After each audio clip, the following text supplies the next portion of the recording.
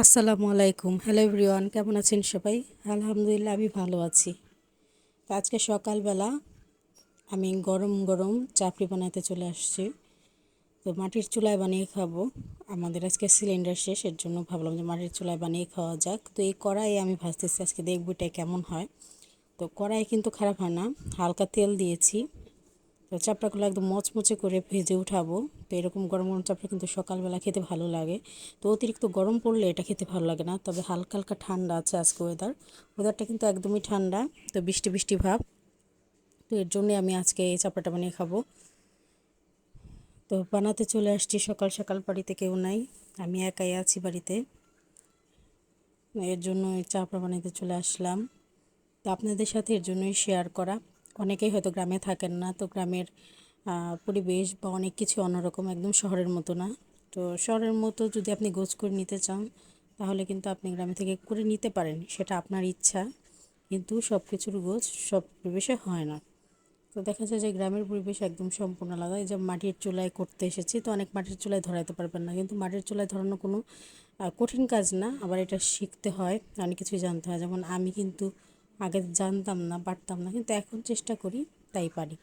তো যাই হোক, এই যে আমার চাপড়ি দেখেন আমি উল্টানো শুরু করেছি, মচমচে হয়ে গেছে নিচে, একদম দেখেই বোঝা যাচ্ছে। তো এরকম মচমচে চাপড়ি দিয়ে কিন্তু যে কোনো সবজি দিয়ে খেতে খুবই ভালো লাগে। আর সবজিটা আমি গরম করে নিব।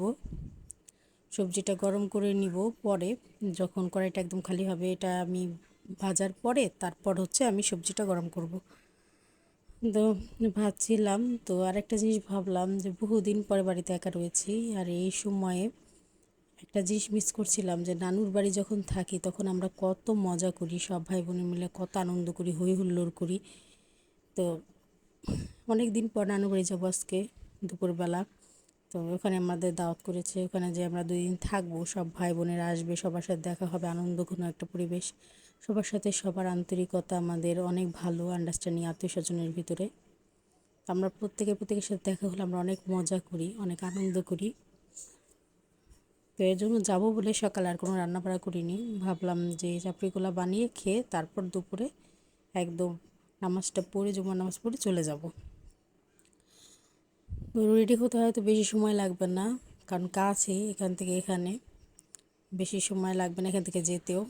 2 মিনিটের রাস্তা যদি আমরা বাইক দিয়ে যাই, আর হেঁটে গেলে হয়তো 10-15 মিনিটে লাগবে।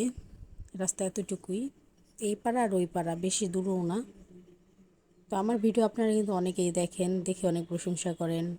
তো যারা আমার ভিডিও ভালো লাগে অবশ্যই কিন্তু আমার ভিডিও কী করবেন, শেয়ার করে দিবেন। সেই সাথে আপনাদের সাপোর্ট কিন্তু আমার এগিয়ে যাওয়ার অনুপ্রেরণা। তো সবাই ভালো থাকবেন।